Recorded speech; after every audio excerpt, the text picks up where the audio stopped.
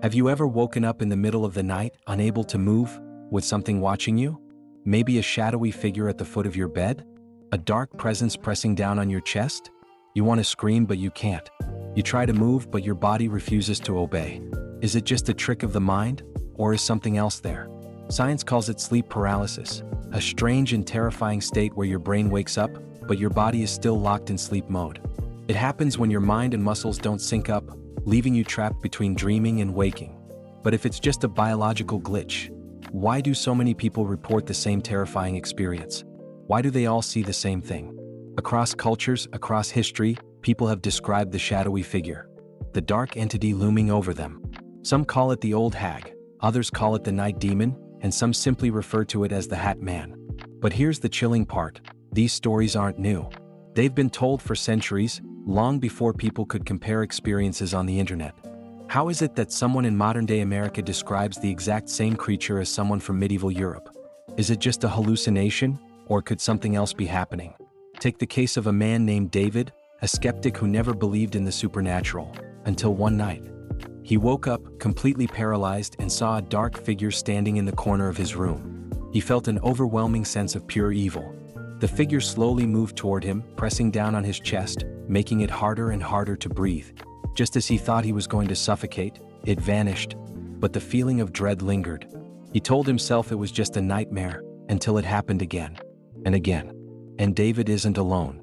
Thousands of people report the same thing, feeling watched, feeling something climb onto their chest, even whispering their name in the darkness. Could this really be just the mind playing tricks? Or are we experiencing something that defies explanation? Neurologists say it's all about the brain. Sleep paralysis happens when the body is still in REM sleep, where dreams occur, but the mind is partially awake. It creates a mix of dream imagery and reality, making people see things that aren't there. And the feeling of pressure on the chest? That's just a response to panic, mixed with the body's natural immobility. But if that's true, why do so many people describe the same figures? Why the shadowy being? Why the overwhelming terror? Why does it feel so real? Could it be that sleep paralysis isn't just the mind glitching, but something else? Something that happens when we are at our most vulnerable? Some researchers believe sleep paralysis isn't just a biological malfunction, it's a doorway.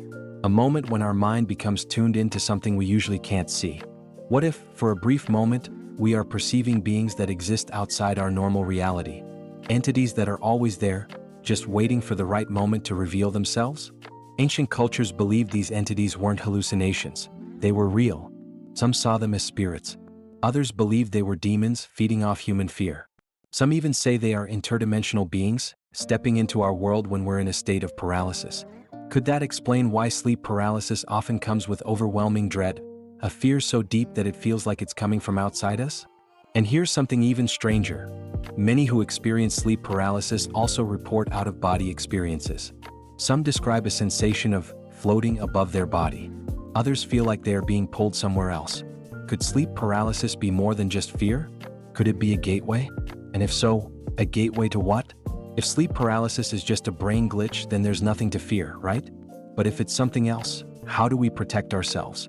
Many who have experienced it say that fighting the fear is the key, that the more terrified you are, the stronger it becomes. Some people have even found that calling on faith, prayer, mantras, or simply refusing to feel fear breaks the paralysis instantly. Does that mean these entities feed on fear? And if so, what happens if we refuse to be afraid? So here's the question. If sleep paralysis is just a trick of the mind, why has it haunted people for centuries? Why do we all see the same thing? And most importantly, the next time you wake up unable to move, with something standing at your bedside, will you still believe it's just a dream?